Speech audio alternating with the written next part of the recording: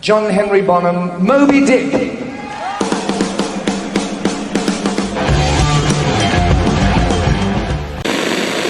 John Bonham's mysterious death.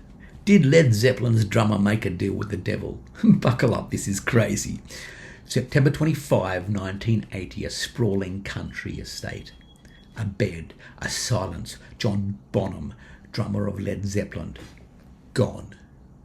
They say John Bonham died choking on his own excess, another rock god swallowed by his appetite for chaos. But there's another story, one buried beneath layers of official reports and blurred testimonies. If you follow the trail of whispers, backstage conversations, burned letters, distorted rehearsal tapes that surface only to vanish again, you'll find something darker, something deliberate. The last 24 hours of Bonham's life don't read like a tragedy, they read like a ritual.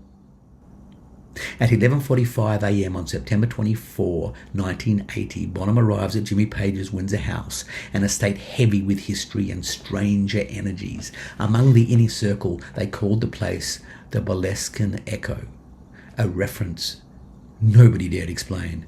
Page had purchased Aleister Crowley's infamous Boleskine house years earlier, and whatever he brought back from there never left him. That morning, Bonham was restless. Multiple accounts describe him pacing rooms lined with rare manuscripts, Houseman journals, Crowley's band works. One roadie claimed he overheard Bonham mutter, "If I go through with this, there's no turning back." Then there's the missing hour. No one agrees on where Bonham was between 1:10 and 2:05 p.m, a gap erased from every itinerary, every statement. And yet fragments from a recovered reel, labelled Tape 3B, tell us more than official reports ever have. The audio is degraded, warped and haunted by tape hiss, but you can still make out a voice. Low, urgent. Recovered dialogue from Tape 3B, timestamp 1 minute and 47 seconds. Bonham: "Jimmy, I don't want to finish it, mate." Page, muffled: "We finish what we opened, or we pay in other ways." It was supposed to be the calm before the storm, rehearsal from Zeppelin's comeback tour, the moment they reclaimed their throne. But the deeper you look, the more you see those sessions were anything but ordinary. Someone kept meticulous notes, handwritten, cramped on aged paper, later seized and quietly buried by Atlantic Records. For decades, the notes were considered lost until fragments surfaced in a private archive. Fragment, Bonham's personal journal, 1980. They kept saying we'll rise higher than ever, but there's a price. Page brought that bloody book again. Do what they will, kept muttering it under his breath. I swear, the more we rehearse, the colder it gets in there. The candles flicker even when the windows are shut. I wake up sweating but freezing. What are we doing? Hidden in Bonham's scroll are sigils, matching those etched into the cellar walls beneath Boleskine House. Skeptics call it coincidence, but then you discover another line. If tonight goes wrong, it won't be the drink that kills me. What if I told you Bonham's death, the world believes was alcohol, exhaustion, chaos, wasn't random at all? What if the very thing that made Zeppelin untouchable was also the thing that destroyed him?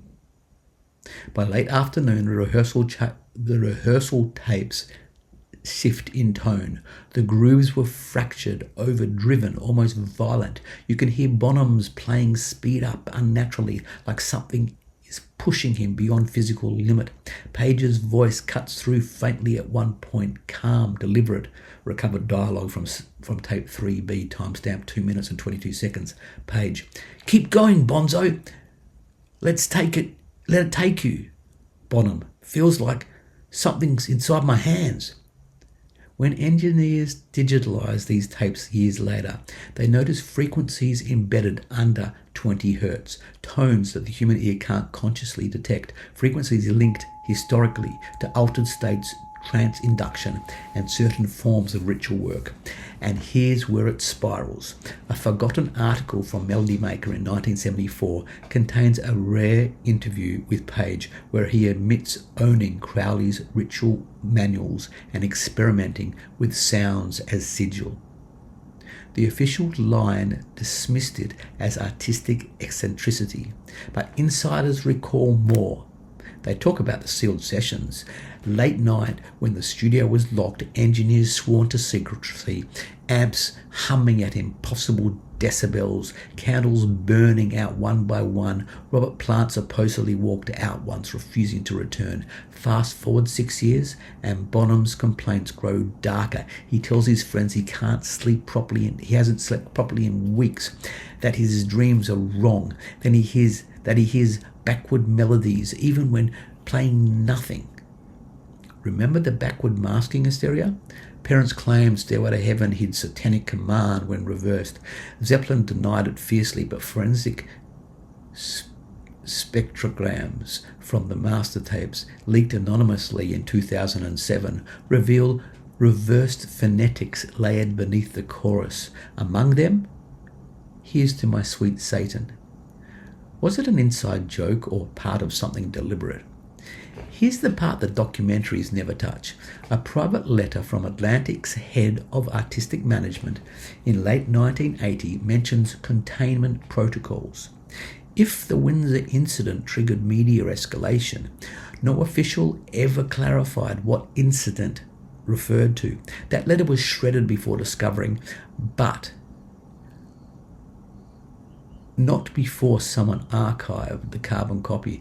The attached appendix, a series of photographs showing Zeppelin's Windsor rehearsal space arranged in concentric circles of amps and cables, with pentagram chalked faintly on the wooden floor beneath Bonham's kit.